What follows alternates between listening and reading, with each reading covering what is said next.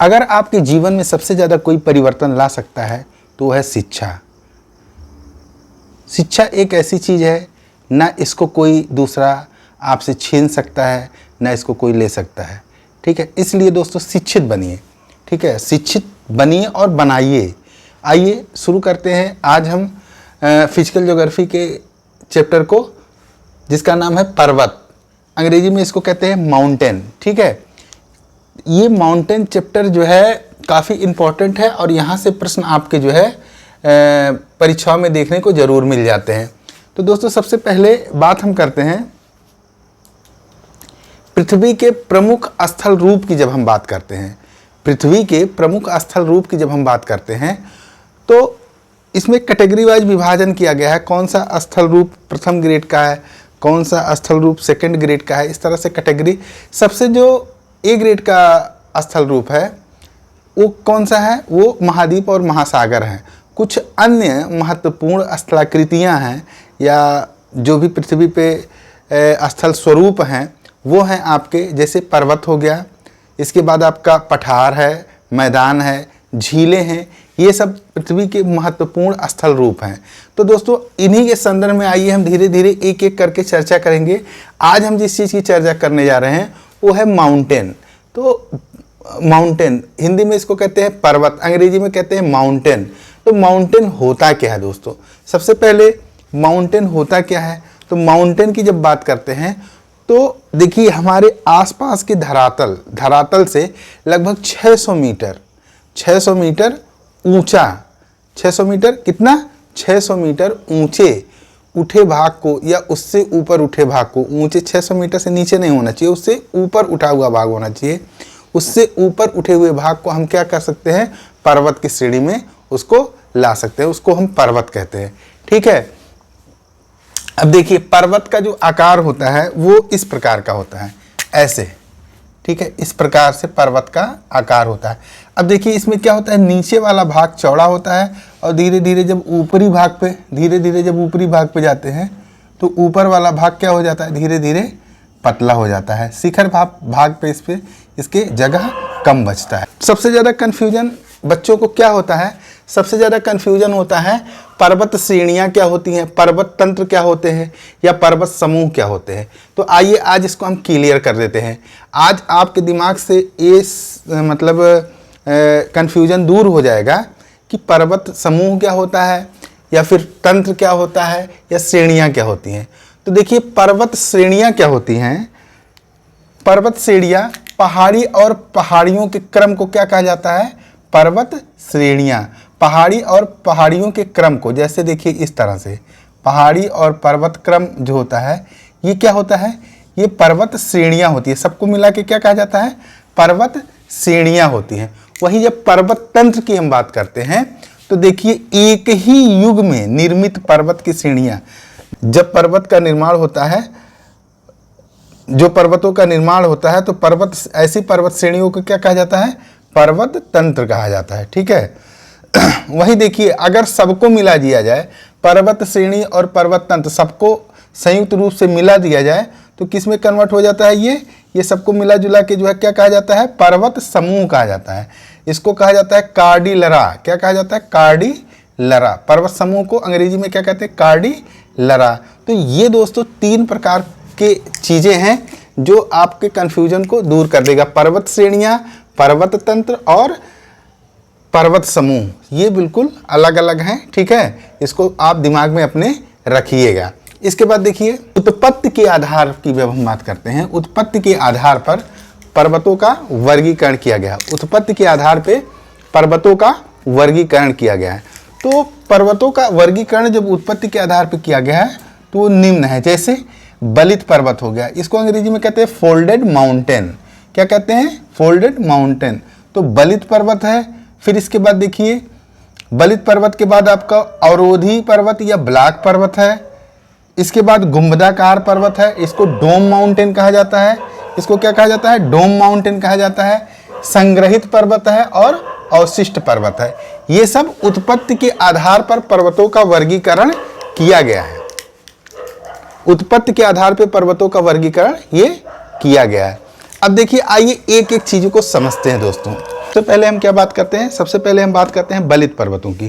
तो बलित पर्वत क्या होता है दोस्तों, इसको अंग्रेजी में फोल्डेड माउंटेन कहते हैं।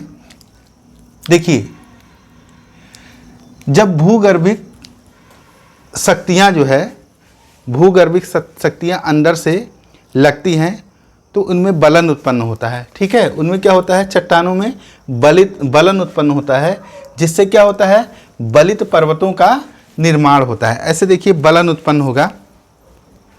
मान लीजिए ये दो चीज़ें हैं, ठीक है, और इस तरह से आपस में क्या हो रहा है, चट्टानें हैं आपस में ऐसे दबाव डाल रही हैं, तो बीच वाला भाग क्या होता है, ऊपर उठता है।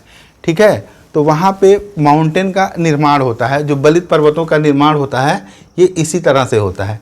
इसके बाद देखिए, मोड़दार पर्वत विश्व की सबसे ऊंची पर्वत श्रेणियां हैं। ठीक है, आपको जो विश्व की सबसे ऊंची पर्वत श्रेणियां पाई जाएंगी वो आपको मोड़दार पर्वतों के अंतर्गत ही देखने को मिलेंगी। ठीक है, इनके अगर जन्म की बात करते हैं तो ये टर्सरी युग के अल्पाइन काल में इनका निर्माण हुआ है। देखिए, अगर उदाहरण की हम बात करते हैं तो उदाहरण में आपका जैसे हिमालय हो गया। ठीक है, ये क्या है, बलित पर्वत का उदाहरण है। रॉकी पर्वत हो गया, एंडीज पर्वत हो गया और आल्पस पर्वत, ये मुख्य पर्वत हैं जो कि आपके बलित पर्वतों के उदाहरण हैं। अगर बलित पर्वतों के निर्माण की बात करते हैं तो ये परतदार चट्टानों में दबाव पड़ने के कारण उत्पन्न हुए हैं। इसमें देखिए, और इसमें जीवावशेष भी पाए जाते हैं, क्योंकि यह परतदार चट्टानों से इनका निर्माण हुआ है, तो इसमें जो है जीवावशेष भी पाए जाते हैं। ठीक, अब देखिए, बलित पर्वतों का आकार चाप के आकार का या वृत्ताकार रूप में होता है। ठीक है, चाप के आकार का या वृत्ताकार रूप में होता है। चलिए अब बात करते हैं अवरोधी या ब्लॉक पर्वत। क्या बात करते हैं, अवरोधी या ब्लॉक पर्वत। अवरोधी या ब्लॉक पर्वत क्या होता है, दरारों के समीप या जिसे समीप का मतलब मध्य ऊंचे उठे भाग को क्या कहा जाता है, ब्लॉक पर्वत कहा जाता है।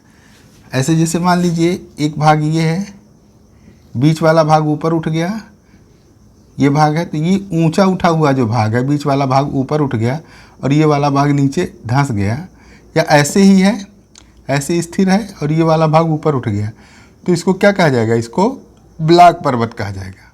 ठीक है, इसको क्या कहा जाएगा, ब्लॉक पर्वत। या मान लीजिए ये वाला भाग इस तरह से है, इस तरह से तीन भाग हैं इस तरह से, और ये वाला भाग नीचे धंस गया, ये ऊपर ही बना रहा, तो इसको भी क्या कहा जाता है, इसको भी ब्लॉक पर्वत कहा जाता है। अब देखिए अवरोधी ब्लॉक पर्वत, अवरोधी या ब्लॉक पर्वत, आइए देखते हैं हम। दरारों के समीप ऊंचे उठे भाग को क्या कहा जाता है, ब्लॉक पर्वत कहा जाता है। कैलिफोर्निया में सियरा नेवादा, कैलिफोर्निया में सियरा नेवादा विश्व का सबसे अधिक विस्तृत ब्लॉक पर्वत है। यूरोप में राइन नदी के पूर्व वास्जेस एवं पश्चिम में ब्लैक फॉरेस्ट पर्वत इसके यानी कि ब्लॉक पर्वत के अच्छे उदाहरण हैं।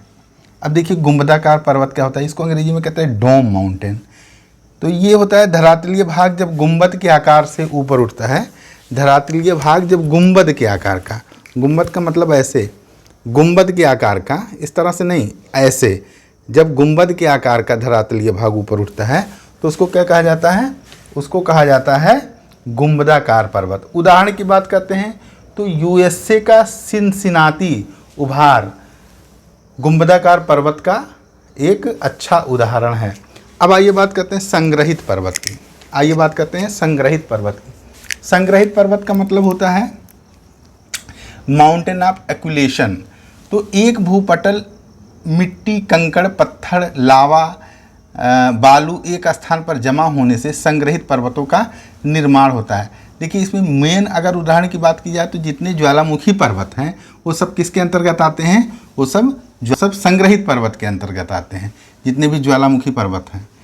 अवशिष्ट पर्वत की बात करते हैं तो अपर्दन या अपक्षय की शक्तियों द्वारा प्रभावित होकर कटकर पर्वत नीचा हो जाता है और धरती से जो समतल भूभाग है उससे थोड़ा सा ऊपर ही दिखाई देता है।